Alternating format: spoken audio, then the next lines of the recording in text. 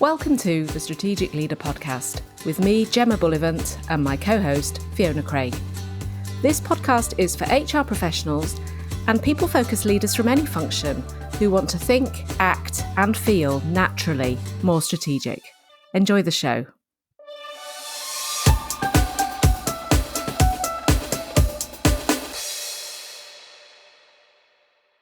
Hi, everyone. Welcome back to the podcast. Hello, Fi. How are you doing? I'm doing well, thanks, Gem. How are you? I am good, thank you. Now, I want to ask you a question, and I want to use a bit of a structure that I've seen work really well to get some good specific answers that really focus our minds. So tell me, what has been an example of a win, a challenge, or a key focus for you this week? Oh, that's a good question. Can I sort of blend two together? My win has been that I've been on holiday, but that has, which, would be a win in anyone's book. But that presents a challenge, as I'm sure most of our listeners will understand, because when you come back from holiday, your brain is fried. So trying to get back into work is a challenge, particularly as I work for myself. So I have been relying very heavily on something that I sometimes use, which is simply to be constantly asking myself almost every hour, what is the most important thing you need to achieve now? And just kind of trying to be in the moment. What's the most important thing I need to achieve now? Might be replying to an email. It might be booking out some time in my calendar for next week. It might be looking at Trello. It could be anything, but just that intentional approach to what's the most important thing I should be doing, rather than just doing the easy stuff, because just going through emails or something is the easy stuff. So that's been my challenge, is how do I just get up to full ramming speed, as we call it in the band, of operating on all cylinders, because I don't really feel like I am yet. So that's my challenge. Gem, how about you? What have you got to share in the way of a challenge, a win, or a key area of focus for you this last week? I would say a blend of win and challenge, but I had a fabulous session with a team yesterday, did some team coaching yesterday with a group of people, and we made a lot of progress with what we were there to achieve, which was essentially looking at the team and how it operates and what it's there to do in the organization. And it was the first time they'd really talked about this together in any focused way. And I felt like the session went really well, and importantly, they did too. Yeah, it's always so motivating, isn't it, to work with a team in a team coaching context, something we haven't really talked a huge amount about on this podcast. But to see teams kind of realizing and learning and growing together is an amazing feeling as a coach, isn't it? It is. So what we're going to be talking about today is the systems or external factors that may be helping or hindering us from being strategic. We've talked a lot about our own internal barriers. We've talked a lot also in previous episodes about the strategic purpose of something, or creating a strategy, developing strategic ideas, how we show up, what our impact is, how we can show up more strategically. And we've also touched on the importance of execution in strategy. In other words, it's all very well having a great strategy, but if nothing happens as a result of that strategy, if that strategy isn't executed in some way or effectively, then it's really not worth the paper it's written on. And a big part of strategic execution is the systems and processes that are in place around us. Now, it might sound a little bit fancy, but really what we're talking about is the meetings, the emails, the Teams channels, the Slack channels, all the communication channels generally, the different ways in which ideas are shared, discussed, how decisions are made, and how information is exchanged in some way. Absolutely. And those do sound pretty straightforward and day to day, but they really aren't. And I think it's also really interesting to note that this is the last episode of Series 2 of the Strategic Leader podcast. And everything else we've talked about during Series 2 has been a behaviour or a characteristic, has been an internal factor, something to do with us as individuals. And it can be very easy to assume that when we aren't being strategic, or we're failing to bring our best strategic thinking into play, it's because of a failure of ourselves. It's because we aren't very good at something, or we haven't done something. It can be very easy to assume the fault lies with us. But then in this last episode, we'd like to look outside of the self and say, well, actually, maybe you are doing all of the things that you should be doing. And the thing that is blocking improved strategic approach is the system that you're working within and the ways of working that you have set up in your organization or in your team or in your particular little group, or even just yourself and how you operate, that is blocking or getting in the way of you being your most strategic self. So that's what we're going to focus on today, isn't it? Taking a really specific look at what those processes and systems are, and to what degree do they help you in being a strategic leader, and what degree may they actually be inadvertently getting in your way and hindering your strategic thought. What would you say comes to your mind then, Fi, when we think about those systems? Where does your mind go to in terms of that?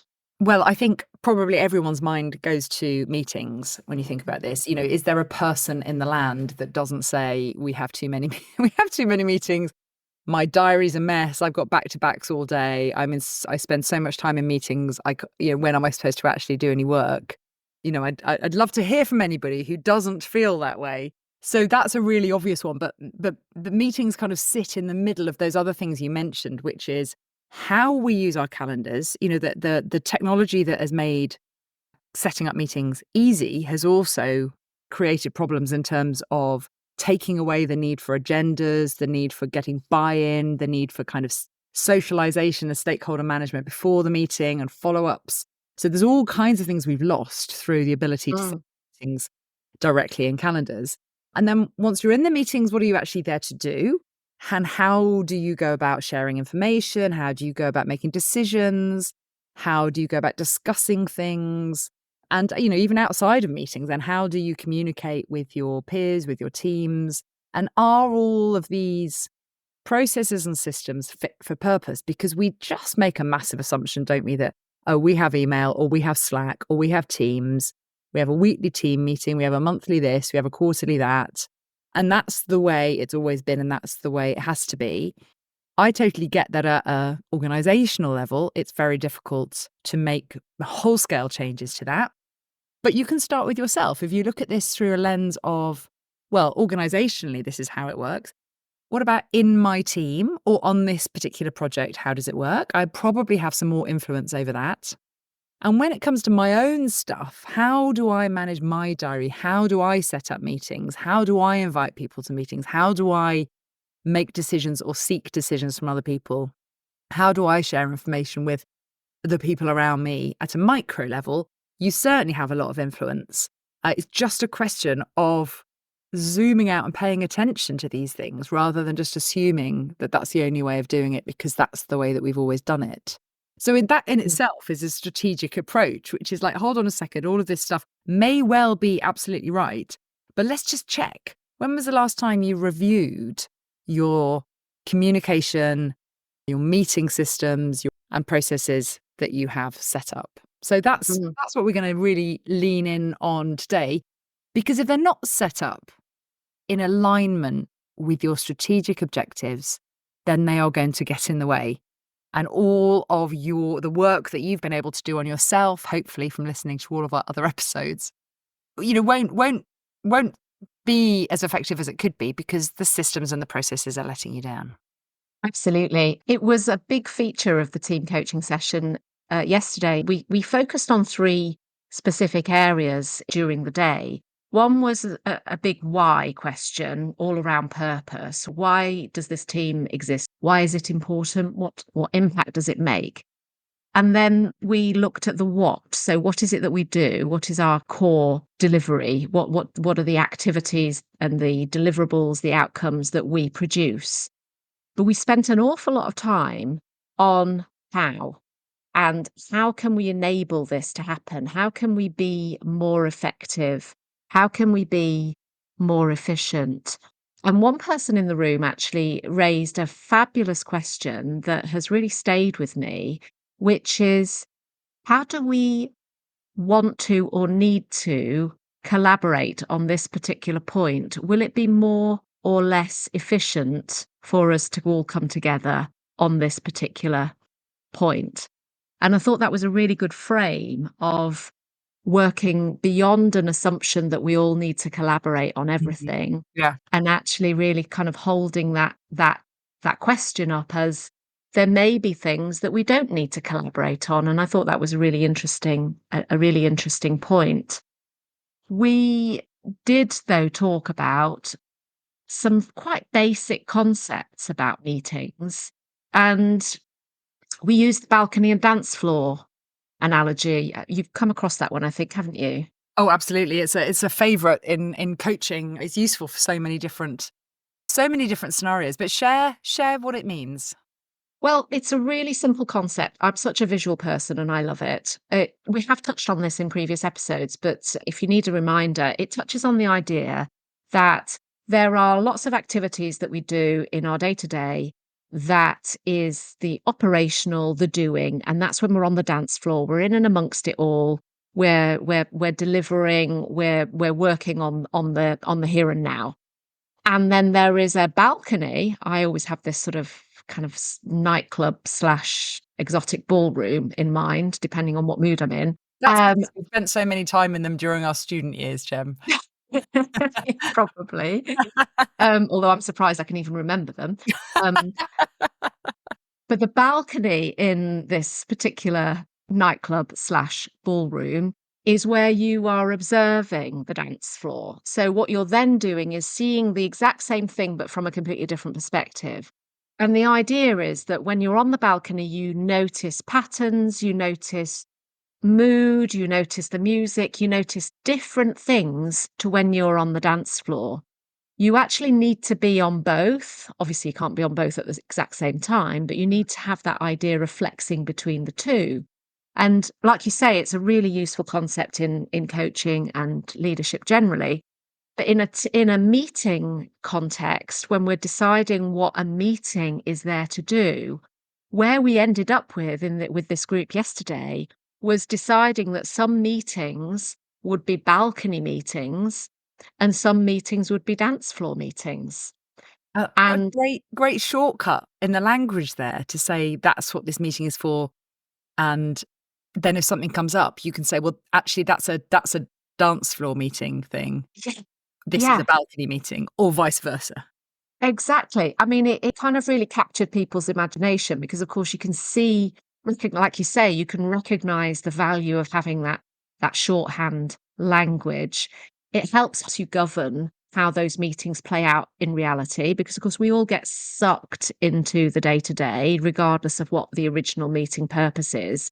So you can hold your hand up and say, that sounds like something for the dance floor meeting if you're supposed to be in balcony mode, and vice versa. If you're in a dance floor meeting, that feels like it needs a longer discussion. Shall we take that to our balcony meeting? Mm. I've seen this in other organisations where that language wasn't used. So if that sounds a bit flowery, I've seen it work where you've got a weekly, which is very operational, half an hour, hour max, very focused on the here and now. You've got a monthly, which is longer, maybe half a day or a day, but intended to be a lot more about a bit more of the strategic focus, but still there's sort of a short to medium term about Mhm. it. Mhm. And then a quarterly, which is very much about either strategically longer term decision making, something bigger impact, or that needs a bit more discussion, or needs other perspectives or some preparation, perhaps. And what tended to happen in that organisation was when things crop up that belong in one of the other meetings, someone would sort of stick their hand up and say, that sounds like something to take to the weekly, or that sounds like something to take to the monthly or the quarterly. So whether it's a dance floor balcony kind of idea or whether it's your own sort of naming convention, the important thing is that you've defined, even in very broad terms, the overall purpose and the type of content you're likely to be covering in each meeting. And I think that's really key, isn't it? Because that comes back to what is the purpose of the meeting, because certainly in a team context, interesting that you're talking about a team, but one of the biggest kind of drains of energy and motivation in a team is attending a meeting where you think it's about one thing and other people are talking about something else, or talking about a totally different level. So if you're coming expecting to kind of nail a really knotty problem that we've got on the ground right now, and we have to operationally untangle this and sort it out, and somebody wants to talk about our 3-month, 6-month, 12-month strategy, you're going to be super frustrated, and vice versa, right? So having a real clear idea about what each space is for, and also Mm. acknowledging that both of those things have to happen.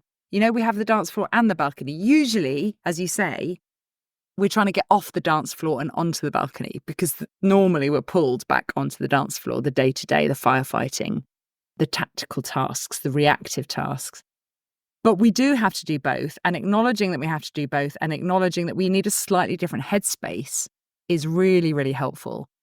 And this leads into one of my beefs, my personal beefs, which is even before you get in the meeting room, is how do we strategically kind of set up a meeting or a conversation or a decision? And we can be so lazy about just thinking it's all we need to do is find the time in someone's Mm. calendar. But actually, that means that we're showing up to something with barely an understanding of what is going to be talked about. And we certainly haven't prepared. We certainly don't know whether we need to have a perspective or not. We don't know what the facts are on the ground. We can just be showing up almost completely blind. And then that's when you get those kind of talking shop meetings where we just sit around talking about something and not actually moving forward. There can be, sometimes I think of them as washing machine meetings, because we don't really know what we're talking about and where we need to get to. We just sort of vaguely talk about it, and then it's a bit tricky, so we just leave it, and then we have exactly the same conversation 2 weeks or 2 months later. So they're kind of washing machine conversations. So I am very keen on the idea that the person who puts the meeting in, well, maybe it's not the person, because maybe you have people that help with putting the meetings in, but there needs to be a real thought that goes into thinking about, if I'm going to take these 4, 6, however many people out of the business for half an hour or an hour to talk about a specific thing, we need to be really clear what it is we're talking about, where we need to get to in the meeting, what preparation or pre-thought is required. Mm. How are you going to manage the conversation? You touched on something earlier on, Jem, which was interesting, particularly around decision making. There's a notion that we have to all agree. Or we Mm. have to, and it's a consensus. We have to decide by consensus. And that's a lovely notion, but it's really inefficient. It can take absolutely ages to reach a consensus, and sometimes it's just impossible. So if we assume that we're looking for a consensus, then we just have to keep talking round and round in circles until we get it, which we won't do. So we'll just move it on to the next meeting. If we say, well, actually, we're not looking for a consensus decision making here, we're looking for a completely different kind of decision making, then at least we know what we're going into and we know what process we're going to follow when we get in there. So we Mm. could talk for hours on different alternative ways of making decisions that aren't consensus. That might be an interesting other topic. But I guess the point is being intentional about, how are we going to have this conversation? Are we all going to sit around talking, just throwing opinions at each other? Or perhaps that's what the extroverts will do, or the senior people. The introverts or the more junior people may not contribute at all. Mm. Or are we going to have a process? I know something that you've done in the past, which I think is really valuable.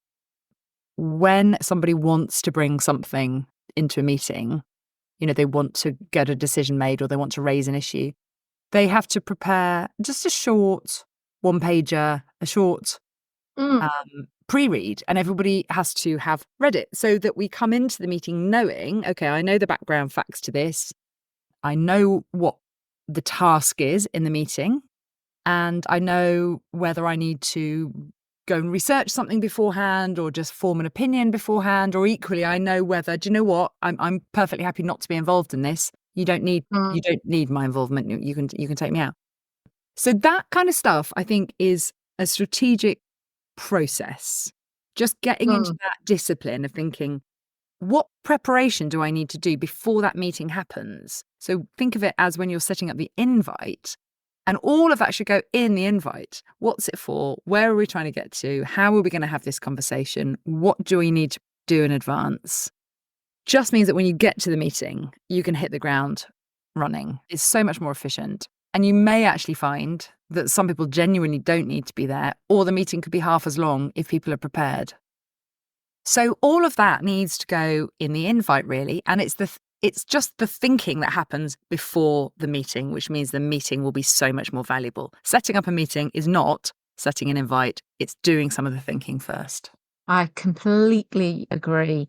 It's reminding me actually, the organisation where we had the weekly, the monthly, the quarterly that I described before, there was a bit of an unwritten rule that was pretty well adhered to, which was that if you're bringing something that needs a bit of discussion and needs some involvement, needs some input, therefore takes a rightful place in usually the monthly or the quarterly, you had to prepare a bit of a one-pager. You had to have thought about what it is that you're seeking, if you like, in terms of, is it a decision? Is it help? And what that enabled the people going to the meeting to do was know what it was about, have a bit of a sense of it, have time to just sort of process that themselves.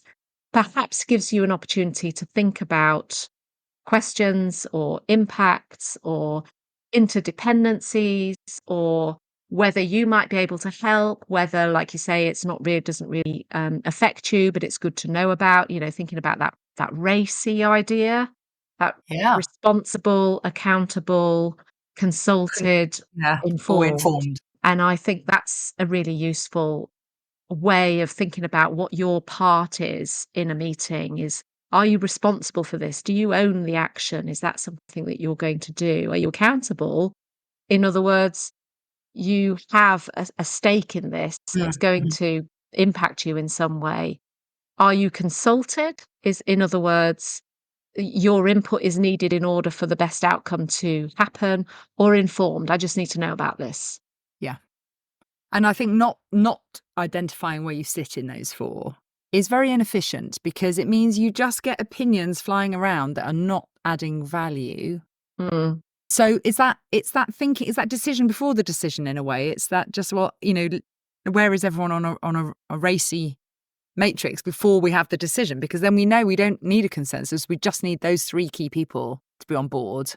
And we Mhm. need to have asked the opinion of that person over there who is a consultant. So we do need their input, but they are not, they're not accountable for delivering it.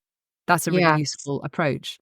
So in terms of how we would recommend people approach this idea of looking at systems, looking at your systems and establishing whether any of them are blocking your ability to show up as a strategic leader, what tips and pointers have we got to summarize? Well, I think that we start with doing a little bit of an audit, a bit of a review of the meetings that we have. So casting our eyes over either the regular meetings that are in there, or maybe some of the most typical ones that we've had in our diaries in the last sort of month or couple of months. And thinking about, have we defined an overarching purpose for those meetings? What purpose do they serve? And I say that because I think sometimes people just have catch up in diary, and it can be a team catch up or it can be an individual one-to-one catch up. And is there a way of defining different types of catch up? So perhaps like looking at the balcony dance floor idea. So this group actually yesterday, interestingly, started to, when they were working through their list of what are we here to deliver as a team, started to name their meetings balcony meetings and dance floor Oh, meetings. so they actually labelled them. That's They great though, isn't it? labelled them. If there's a common understanding of what those words mean to the Mm, group, that's mm. really helpful. And they renamed some Teams channels Balcony Chat and Dance Floor Chat. So we'll see. We'll see whether that plays out well for them as a way of defining these different purposes for the different channels of communication. And it brings us really to whether we are clear about the purpose of each communication channel that we have, each meeting, each chat channel. And number one, I think we've actually got to get that defined. either in our own mind or preferably shared. And then number 2 is to keep an eye on to what extent those principles or the purpose is being adhered to in reality. How often are we deviating from that purpose? And we will deviate. We'll get drawn into firefighting. Sometimes the urgency takes over and we do just need to use that time in a different way. But are we unintentionally doing that? Are we constantly hijacking the time that we should be spending talking about more strategic topics?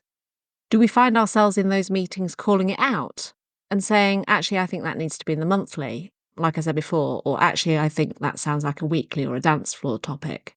So for me, that's a little bit just to keep it nice and simple is if the balcony stuff is what am I going to talk about and what do I need as a result of this bringing Yeah. this to this meeting? We respond to prompts. So if we have things that are established as a routine, and we have some prompts in place, like the template framework or a routine that we're used to where we don't need the prompt anymore once we've done it enough times, is really important.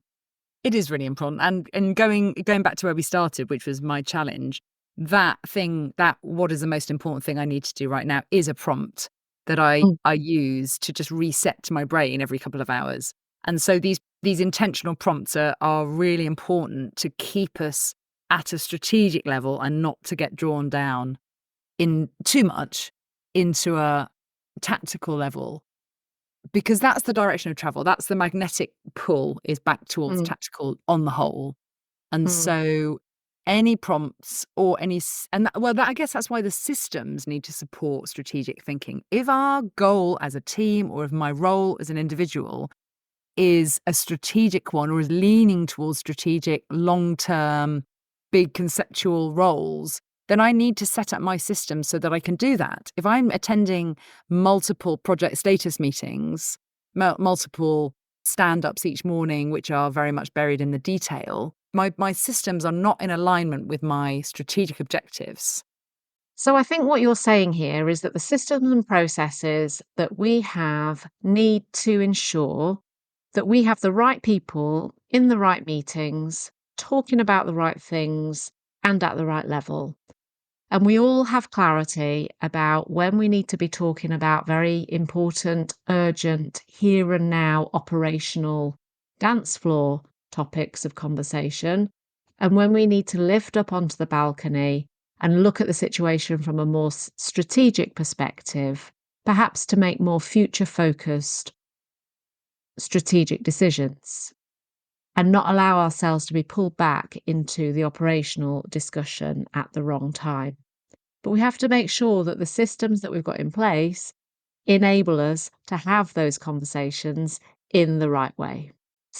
So the questions that we leave you with are to consider how often you take a step back and review how effective your systems and processes and habits even are. Are they in alignment with what you're trying to achieve? Do they work? And which ones do you have some influence over shifting slightly? Even if you can't change the big things, you must be able to change some of the small things about how you work yourself. Right. So this is episode 10 of series 2. Gem, we have focused heavily on the things that can get in the way of being a strategic leader. Most of the things we've talked about have been behaviors and characteristics that come from within. This one's been a bit different, talking about the things outside, external to us. And what does the future hold for strategic leader? Oh, it sounds to me like we need a balcony conversation. It certainly does. Our intentional approach to our next conversation will be Indeed, to take a big indeed. picture look. And so we're going to take a short break, but hopefully not too long, whilst we thrash that out on the balcony On and the balcony, bring yeah. series 3 to you in the coming weeks. And we love hearing from you, so do get in contact. If you've got some feedback for us, tell us what you've enjoyed, tell us what you need more of, and we will see you in series 3. Thanks very much, everyone. Thanks for listening. Bye.